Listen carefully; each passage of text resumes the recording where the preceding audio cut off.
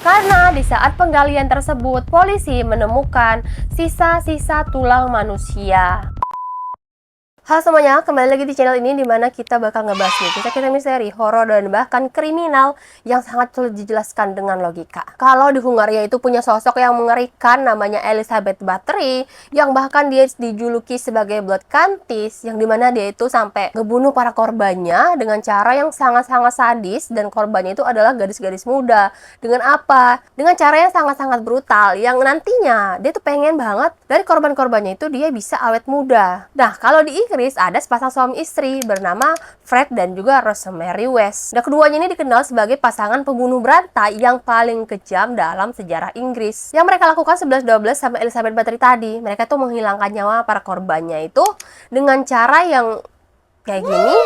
Yang korban-korbannya ini kebanyakan adalah gadis-gadis muda yang memang mereka itu bisa dibodohi gitu. Bahkan mereka tuh nggak hanya menyiksa para korbannya, mereka tuh sampai menghilangkan para korbannya dan juga mereka itu sampai melakukan kekerasan seksual kepada para korbannya. Nah, setelah mereka diperkaos, mereka itu dipotong-potong. Lama bertahun-tahun lamanya, kejahatan yang mereka lakukan ini berhasil disembunyikan di balik kehidupan mereka itu yang tampak biasa. Nah, sebelum kita masuk ke kronologinya, kita masuk ke biodatanya Fred West dan juga Rosemary nih. Jadi kita masuk dulu ke Fred West. Fred West ini lahir pada tahun 1941. Dia itu salah satu anak dari 7 bersaudara. Dia itu punya kakak dan juga punya adik. Dia itu anak tengah-tengah lah. Nah, Fred West ini lahir di dalam sebuah keluarga yang memang kondisi ekonominya itu dibilang sangat miskin. Gak cuman kondisi ekonominya aja yang kurang, tapi dia itu tinggal di lingkungan yang sangat-sangat aneh. Itu sejak kecil dia itu hidup di sebuah keluarga yang dinamikanya itu sangat-sangat tidak sehat lah, sehingga pribadinya nanti pas dia dewasa bakal ngebentuk pribadi yang sangat-sangat ya begitulah gitu. Yang paling gongnya adalah bapaknya itu. Bapaknya si Fred West ini dia tuh punya incest sama saudara kandungnya si Fred. Jadi kan Fred ini kan anak tengah-tengah tuh, ada kakak, ada adiknya. Nah, salah satu di 7 bersaudara tuh ada anak perempuan. Nah, anak perempuan ini diiniin sama bapaknya sendiri. Bahkan di umur Fred 13 tahun, masih muda-mudanya, dikabarkan bahwa Fred ini juga suka memperkaos gadis-gadis muda di lingkungan dia. Jadi, hasrat seksualnya si Fred West ini sudah ada sejak umur 13 tahun. Nah, sebelum Fred West ini nikah sama Rosemary, dia itu pernah menikah sebelumnya. Dia itu menikah dengan seorang wanita bernama Catherine Bernadette Costello, seorang perempuan keturunan Skotlandia. Dari pernikahan tersebut, mereka itu dikaruniai 2 orang anak.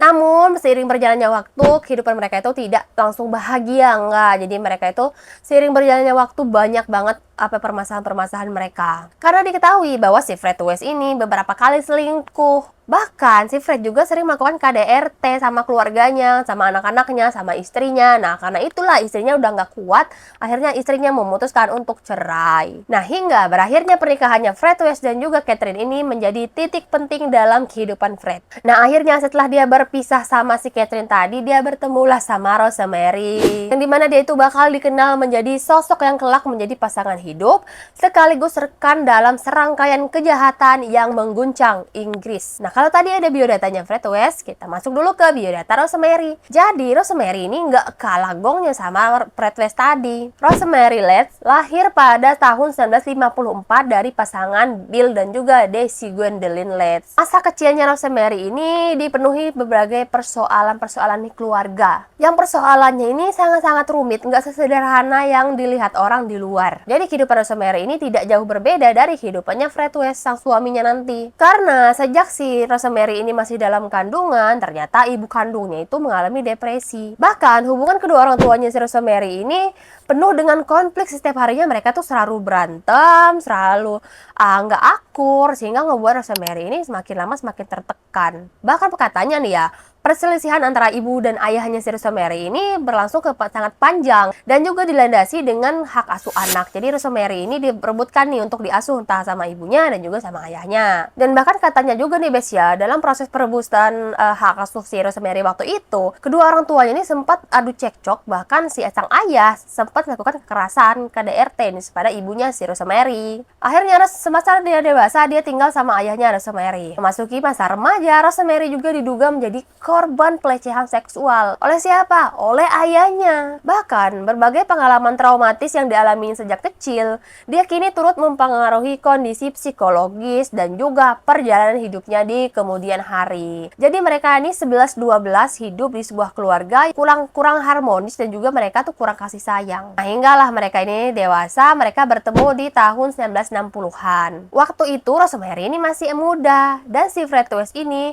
condong lebih dominan dan dia juga sudah tua. Jadi lebih tepatnya si Fred sudah jadi om-om dan juga si Mary ini masih anak-anak gadis remaja-remaja gitu. Akhirnya setelah mereka bertemu, mereka memutuskan untuk menikah. Nah, setelah mereka menikah, bahwa Fred ini tuh masih memegang kendali penuh di keluarga itu. Jadi kalau sekarang lebih ke patriarki lah ya si Fred ini. Kalau di luar kehidupan mereka itu kayak keluarga pada umumnya. Mereka itu punya rumah, punya keluarga, punya anak-anak, dan mereka juga melakukan rutinitas mereka sehari-hari. Namun di balik itu semua nih Bes ya, nggak ada yang tahu bahwa kekerasan tuh sudah menjadi bagian dari kehidupan keluarga itu. Akhirnya Fred dan juga Rosemary ini menetap di sebuah rumah klaster gitu bernomor 25 Cromwell Street. Di mana rumah itulah yang kelak bakal menjadi tempat kejahatan mereka. Di mana tetangga-tetangga mereka itu adalah keluarga yang sangat biasa-biasa saja ya, seperti keluarga pada umumnya. Mereka tuh tiap hari bermain keluar dan bahkan si Fred ini hari-harinya bekerja sebagai tukang bangunan. Dan Rosemary itu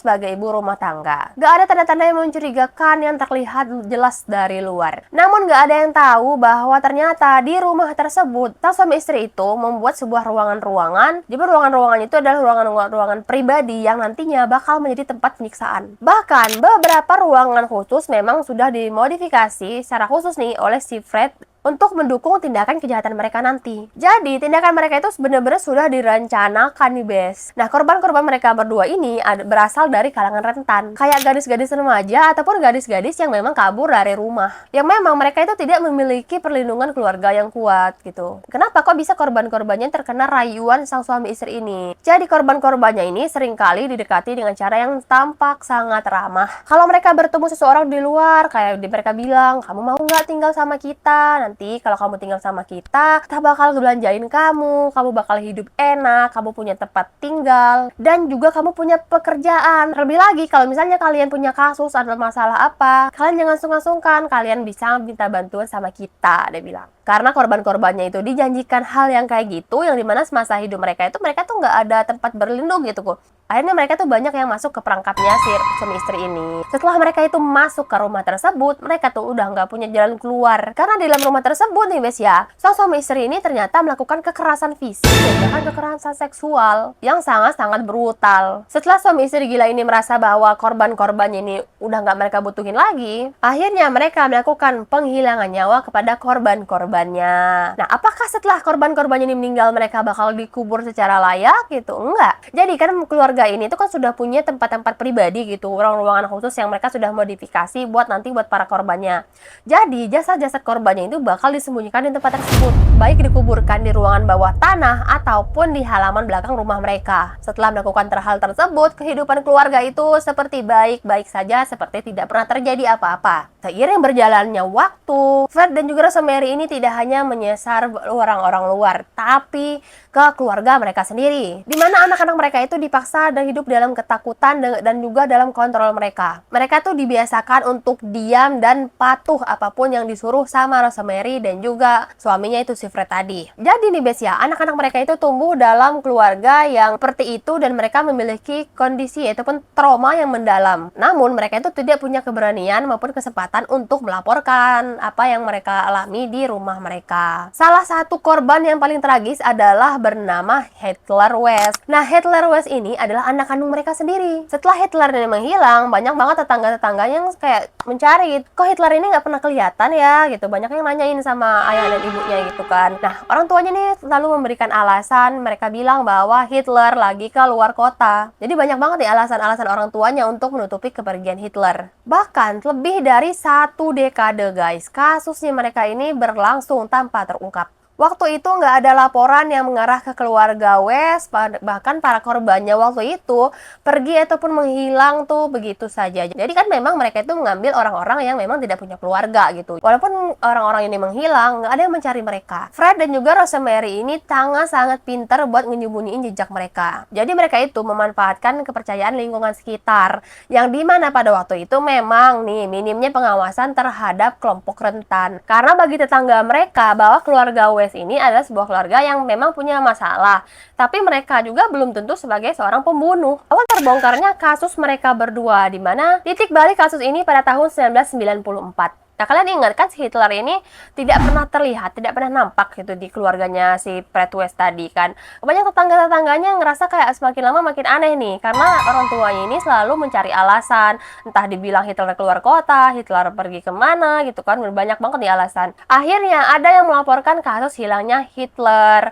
Nah, akhirnya polisi membuka nih kasus hilangnya Hitler West. Akhirnya polisi waktu itu minta keterangan dari kedua orang tuanya, yaitu si Fred West dan juga Rosemary West. Waktu kedua orang tuanya itu ditanya-tanyakan, jawaban dari mereka itu tidak pernah konsisten, selalu berubah-ubah. Entah gimana caranya, akhirnya polisi nih mengajukan izin untuk melakukan penggalian di rumahnya si keluarga Fred West tadi. Setelah polisi melakukan penggalian di rumah tersebut, ternyata betapa terkejutnya mereka. Karena awalnya nggak ada yang benar-benar menyangka skala kejahatan mereka bakal terungkap. Karena di saat penggalian tersebut, polisi menemukan sisa-sisa tulang manusia. Jadi pertama kali polisi ini melakukan penggalian tuh di ruang bawah tanah. Di sanalah polisi ini kan menemukan sisa-sisa tulang manusia gitu, masih terkubur di sana. Nah, akhirnya karena penemuan sisa-sisa tubuh tersebut, polisi langsung mengubah penyelidikan orang hilang menjadi kasus pembunuhan berantai. Akhirnya penggalian itu dilakukan secara menyeluruh. Waktu itu polisi menemukan jasad demi jasad sudah terkubur dan bahkan tersembunyi. Jadi total korban yang diidentifikasi mencapai belasan orang. Gak ada yang nyangka bahwa di rumah itu dan juga di lingkungan sekitar itu banyak tetangga-tetangga mereka ternyata ada pembunuhan berantai. Bahkan di base waktu itu media Inggris tuh heboh banget, bahkan langsung menyorot kasus ini besar-besaran. Bahkan rumah mereka itu dijuluki sebagai House of Horror. Sejak itulah kasus Fred dan juga Rosemary ini menjadi perhatian nasional. Karena masyarakat Inggris ini dikejutkan oleh fakta bahwa kejahatan yang sangat mengerikan ini terjadi di lingkungan pemukiman biasa. Bahkan nggak terdeteksi selama bertahun-tahun. Ya nggak ada yang nyangka loh, Bes ya. Di rumah kayak gitu tetangganya banyak, di lingkungan yang biasa-biasa aja ada pembunuhan berantai. Yang bahkan tuh nggak ada yang tahu gitu kan. Nah, akhirnya setelah penemuan-penemuan tersebut, si Fred West dan juga Rosemary West ini ditangkap sama polisi. Awalnya Fred ini masih sering mengelak gitu, bahwa enggak saya bukan pelakunya, saya nggak melakukan hal tersebut. Fred bilang. Waktu itu polisi nggak percaya karena keterangan Fred ini selalu berubah-ubah. Namun seiring berjalannya penyelidikan itu guys, bukti ditemukan ternyata semakin lama semakin banyak. Hingga Fred akhirnya mau nggak mau dia mengakui bahwa beberapa pembunuhan, dan juga waktu itu Fred ini menunjukkan lokasi di mananya korban yang dia bunuh dan dia sembunyikan. Belum sempat dia menjalani persidangan, Fred West ini kan sudah ditahan di penjara. Dia itu mengalami depresi, tekanan mental, dia stres dia karena ancaman hukumannya itu sangat-sangat berat, dan bahkan semakin lama kondisi mentalnya semakin nggak stabil. Hingga pada 1 Januari tahun 1995, Fred West ini ditemukan meninggal dunia di selnya sendiri, di mana dia itu mengakhiri hidupnya sendiri dengan cara gantung.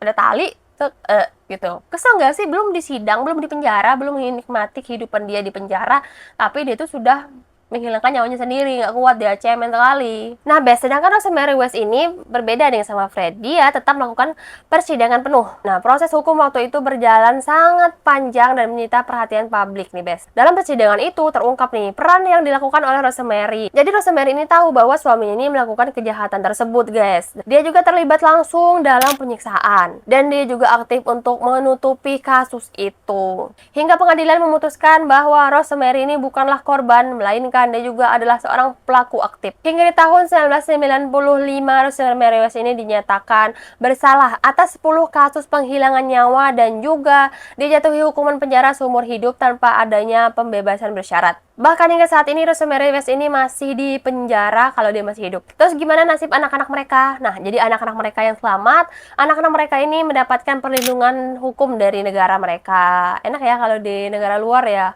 korban tuh mendapatkan perlindungan gitu. Bahkan mereka itu menjalani proses pemulihan yang sangat-sangat panjang akibat trauma berat yang mereka alami sejak kecil. Bahkan sebagian dari mereka juga memilih untuk hidup dari jauh dari sorotan publik, karena mereka itu memilih untuk hidup tenang. Dan juga mereka mengganti identitas mereka demi keselamatan mereka dan juga keterangan hidup. Terus nasib rumah mereka gimana nih? Nah, jadi nasib rumah mereka itu semenjak saat itu tidak dihuni lagi. Akhirnya pemerintah memutuskan untuk menggusur rumah tersebut. Jadi rumah tersebut saat ini hanyalah lahan kosong yang dimana tidak adanya bangunan yang dibangun di atas tanah tersebut. Karena kalau rumah itu tetap ada, maka bakal selalu mengingatkan bahwa rumah itu pernah menjadi tempat kasus yang sangat mengerikan. Nah, guys, gimana menurut kalian? Bisa tuliskan di kolom komentar tentang kasus Fred dan juga Rosemary ini, dimana mereka berdua itu adalah orang tua yang benar-benar gagal sih menurutku ya. Jadi mereka itu tidak hanya melakukan kejahatan yang korban-korbannya itu adalah orang luar, tapi anak mereka sendiri. Si Hitler tadi gitu, ya ampun, kasihan banget. Nah, dimana kasus Fred dan juga Rosemary ini mengingatkan kita bahwa kejahatan itu tidak selalu datang dari orang asing. Terkadang ia tuh bersembunyi di sebuah kehidupan yang terlihat sangat normal dan bahkan nih di tempat yang seharusnya paling aman, yaitu di rumah.